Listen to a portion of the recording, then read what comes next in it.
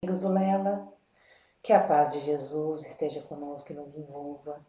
Estamos aqui então mais uma vez para refletirmos juntos acerca do Evangelho de Jesus, para que com essas reflexões nós consigamos construir, como mais um tijolinho na construção do homem novo, daquele que se redime, daquele que constrói dentro de si o reino de Deus, como disse Jesus. O capítulo de hoje é Pedir, do livro Caminho, Verdade e Vida.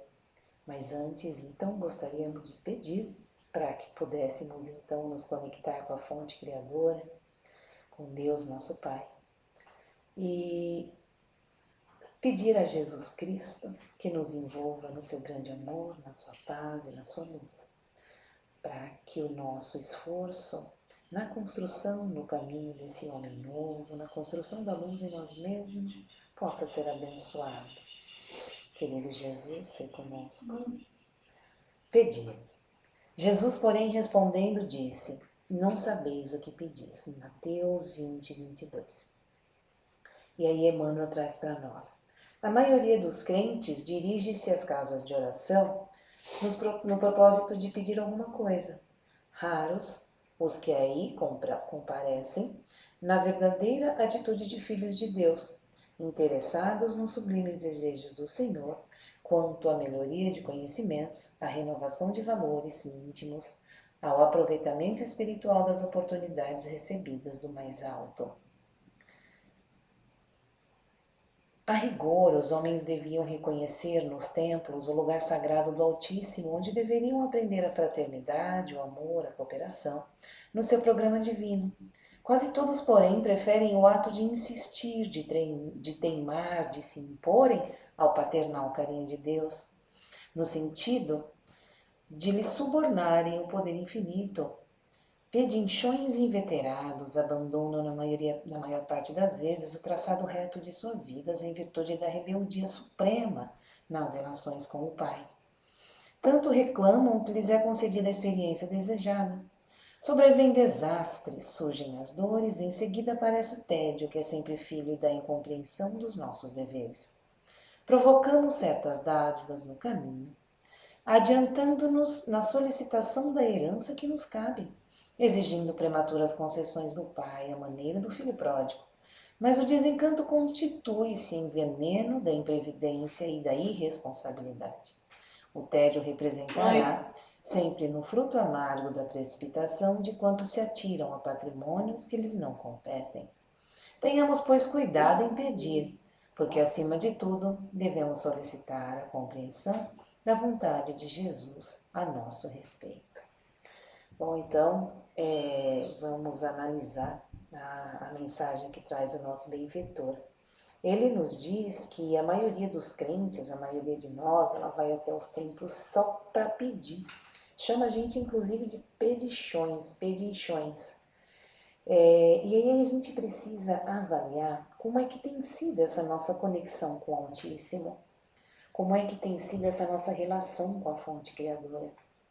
Se nós, ao adentrarmos o templo, seja ele o templo externo, o centro espírita, a igreja, o templo, seja ele o templo interno do nosso coração, ao fazermos as nossas orações diárias e atentar para o que nós estamos fazendo, de que maneira nós estamos orando, se é somente para pedir, se é também para agradecer, se é para louvar. Infelizmente, o que o Emmanuel traz para nós é que a maioria de nós só pede. E é uma observação correta, se a gente for parar realmente para analisar, a gente vai perceber o quanto a gente pede. E aí ele diz ainda mais, ele diz que a gente pede, tanto pede que Deus às vezes concede. Não é para nós, mas concede. E aí o que acontece? Sobrevêm desastres, surgem as dores, em seguida aparece o tédio, que é sempre filho da incompreensão dos nossos deveres. Então, às vezes, aquilo que não é para nós, Deus não atende. Não é o que a gente quer, é o que a gente precisa. E nesse caminho de aprendizado, até que nós consigamos internalizar essa verdade dentro de nós, nós nos rebelamos, fazemos igual o filho pródigo, que pede a herança adiantada do pai, né? Revoltado, rebelado, e aí ele pega essa herança e vai gastando essa herança à toa até que retorna ao pai em desastroso estado. E é recebido por ele, né? Por esse pai, de uma maneira muito amorosa, carinhosa e de braços abertos de volta. Assim é a nossa jornada. O filho pródigo, ele nos define. A parábola do filho pródigo é a nossa história, a história da nossa evolução. Então nós pedimos ao Pai, nos achamos no direito de fazer pedidos, que não é para nós, né? Adiantar a herança, não é o momento, não estamos maduros para isso. E depois sobrevém o tédio, né? Que tédio? Tédio por quê? Não era para aquele momento, nós não estamos maduros, nós não estamos prontos para atender aquele desejo nosso, né? Nós precisamos, antes de mais nada, entender o que nos serve, o que nos cabe e aquilo que não. Saber definir isso. Então, quando adentrarmos ao templo sagrado da nossa conexão com o Pai, com o nosso Criador, com o Altíssimo, de entender que também é momento de agradecer. Motivos não faltam. Sagrada é a oportunidade de aqui estarmos. E ela há de ser louvada. A vida, o dom da vida, é um dom que nós não pedimos, nós imploramos. Então, nos momentos de desconforto, de desgosto e de revolta, nós acreditamos que tenha sido compulsório o nosso renascimento. Por acaso, né? Nós somos jogados, nós caímos de paraquedas aqui nessa vida para sofrer, e aí a gente começa com as lamentações, né? Com o desespero. Mas mesmo nas dificuldades, a gente precisa entender que nós estamos a caminho, né? Nós não estamos prontos. Então nós estamos caminhando há milênios do erro ao acerto. Então nós começamos a entender há muito pouco tempo o caminho de verdade de volta para casa, o caminho da luz, o caminho da iluminação, o caminho da ascensão, entender quando adentramos, né, ao conhecimento, ao estudo da doutrina espírita, entender que nós somos seres eternos, que viemos desde muito e estamos a caminho. Então, nos enxergar como peregrinos, os filhos pródigos, sempre a caminho, nunca estamos ainda prontos para receber aquilo que achamos que merecemos. Então, a mensagem do benfeitor é para que a gente se atente a isso. A maneira como nós estamos pedindo, lidando com essa conexão, com esse momento de conversa com o Pai, para ver se a gente já não tem que agradecer, né? Não mais ser pedinchões, mas agradecer. E muito mais tem do que se agradece, ou muito mais tem do que se reclama, assim, a vida, né? A lei da atração. Então, aquilo que a gente reclamar, a gente atrai. Então, a gente tem mais do que reclama. E aquilo do que a gente agradece, a gente atrai. E a gente tem sempre mais do que agradece. Por isso, a gratidão, ela é uma força incrível. Porque ela move para nós, né? Aquilo do que a gente agradece. Então, a gente entra no fluxo. É o que chamam na psicologia positiva de flow. Você entra no flow da vida. E aí você percebe então que você está navegando de encontro a essa grandeza, de encontro à sua própria luz, de encontro ao seu próprio destino. A partir do momento que a gente entende que ao adentrar o templo sagrado da nossa conexão com o Pai, nós temos muito mais a agradecer. E é claro que nós temos momentos, e muitos, e não são poucos, de dor, de desespero. E quem de nós nunca passou e quem de nós não está passando agora por momentos dificílimos, de crises, sejam elas familiares, sejam no trabalho, sejam na falta do trabalho, sejam na desesperança, na angústia, na perda, no luto. É o momento de é o momento que o Pai nos convida a adentrar ao sagrado de nós mesmos e a perceber que ali há luz, de buscar essa conexão, porque se somos filhos do Altíssimo, luz nós temos, possuidores de luz, destinados à luz.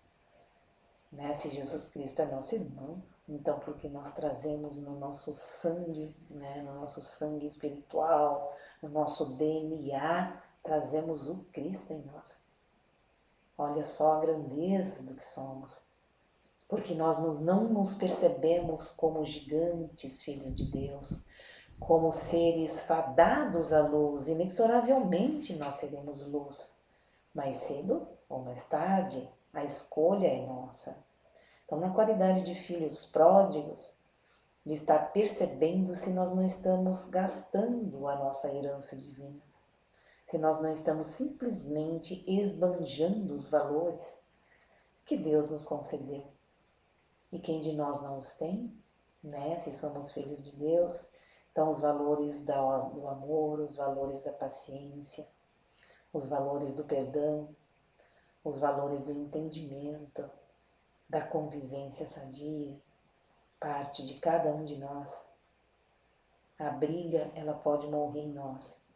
Começa no outro, mas se nós não lhes damos ouvidos, se nós não reagimos a ela, então a gente deixa morrer ali, né? A briga, ou a questão da provocação, calar nos momentos certos,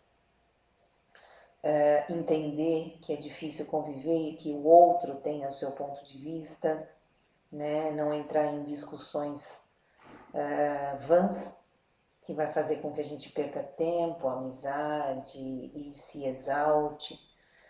Da gente perceber que nós, enquanto filhos perfectíveis, mas ainda não perfeitos, temos um grande defeito, nós seres humanos. Isso já foi estudado por ciências cognitivas, né? Por ciências espirituais. Nós somos reativos. Nós temos muito pouco tempo de reflexão ao reagir a alguma atitude do outro. Então, quando eu ouvi isso, eu falei, meu Deus do céu, que verdade, é isso. A gente ouve uma provocação, ou a gente, qualquer situação que venha de contra nós, que nós não concordemos, que nos desagrada, nós logo reagimos. E esse reagir, ele é muito rápido. Ele é alguns milésimos de segundo, quer dizer, a gente não pensa e não age, nós não pensamos e reagimos. Se nós pensarmos, nós agimos e não reagimos.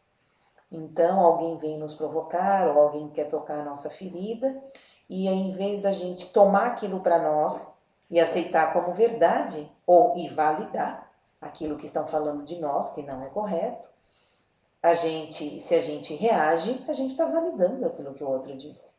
Agora, se passa por nós, passa pelo filtro, nós conseguimos respirar, pensar a respeito e não reagir, rejeitar, então nós estamos aprendendo a dura, né, nesse caminho de duro aprendizado, de refletir, de parar, de respirar e de ganhar consciência. Né? A gente não consegue chegar a lugar nenhum, a gente não consegue ser luminoso, a gente não consegue ter paz se a gente não tiver consciência, não realizar as coisas, não viver a vida com consciência. Isso é o que nos diferencia dos animais, a razão, né? Então, de podermos refletir a respeito, de não reagirmos, de não sermos seres reativos, mas de sermos agentes e construtores da nossa própria história. Então não adianta a gente estar no caminho da iluminação, a gente ter percebido o que é preciso, né? A gente ter a boa vontade de falar, não, eu vou caminhar assim pelo caminho da luz, eu encontrei, eu entendi que precisamos buscar Deus, se isso for só da boca para fora, né? Se isso não for uma verdade para nós. E é claro que é dificílimo. É claro que é dificílimo porque são milênios de trevas contra segundos de luz. E muitas vezes nós vamos nos ver caminhando 10 casas atrás. Muitas vezes nós vamos nos perceber caindo de novo. E aí aí é que entra o tédio aqui que o Emmanuel fala. O tédio representará sempre o fruto amargo da precipitação de quantos se atiram a patrimônios que lhes não competem. Então, para a gente entender que aquilo que não é para nós não é. E aí a gente tanto quer que atrai. Aí Deus, né, concede aquilo para a gente entender que não era para nós. E aí a gente fica entediado, porque é um fruto amargo, né? Precipitação. A gente está se precipitando naquilo que não é para nós. Porque a gente pede aquilo que acha que é para nós, mas Deus sabe o que é. Não é o que a gente quer, é o que a gente precisa. E aí ele fala, tenhamos, pois, cuidado em pedir, porque, acima de tudo, devemos solicitar a compreensão da vontade de Jesus a nosso respeito. E aí, será que aquilo que a gente tanto deseja e tanto está pedindo é a vontade de Jesus? É a vontade de Deus? Essa é a questão. Para a gente poder, então, refletir sobre qual é a vontade de Deus a nosso respeito. Está tudo certo do jeito que está.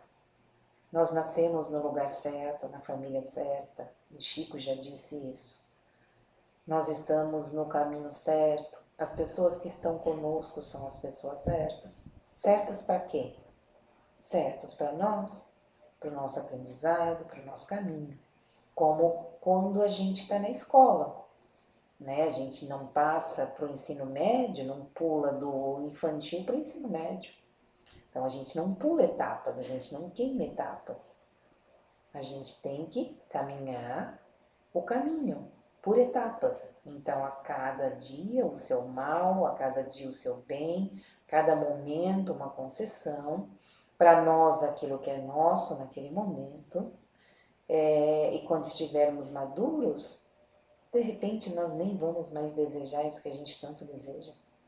De repente a gente até vai perceber que nem era aquilo que faria bem para nós. Então vamos ficar com essa reflexão sobre como pedir, o que pedir, né? E aí a gente tem um pensamento de um sábio que fala assim: busquei a Deus por muito tempo e não encontrei. Busquei a mim mesmo por muito tempo e não encontrei. Busquei ao próximo e aí então encontrei os três: a Deus, a mim e ao próximo. Então, de repente, o caminho para nós mesmos é o próximo. É aquele que talvez a gente condene, é aquele que talvez a gente não sei por que Deus me colocou na minha vida, na minha família. Meu Deus do céu, é minha cadeia, é meu carcereiro. Eu não consigo fazer nada na vida. Nossa Senhora, por que essa pessoa, ele é tão tóxico? Por que está comigo? Por que eu estou com essa pessoa? Por que Deus me deu esse filho, esse marido, essa esposa? Por que tanto sofrimento? Eu não quero, não é para mim, está errado. Eu atraí para minha vida, mas não... de repente é o caminho. Ele é o nosso caminho para Deus. Ele é a nossa ferramenta, né, de burilamento. Ele é o nosso forno. Ele é a marreta do diamante que há de brilhar. Então o próximo é o caminho para Deus. E aí a gente precisa entender quais são realmente os nossos desejos. Do mais profundo da nossa alma, ao adentrar o templo divino do nosso coração, na conexão com aquele que nos criou, com o Criador, com a fonte criadora, e agradecer profundamente, fazer uma lista daquilo que a gente quer agradecer realmente, daquilo que a gente tem realmente que agradecer, e refletir sobre essa conexão, sobre o pedir, sobre os nossos desejos, sobre as nossas necessidades, as nossas vontades e o caminho que a gente quer traçar para nós mesmos. Então, amigos queridos, que Jesus possa nos abençoar, que a paz dele possa nos envolver e que cada um de nós possa estar nessa conexão sagrada com o divino de uma maneira mais consciente, de uma maneira mais espiritualizada. Que Jesus nos abençoe.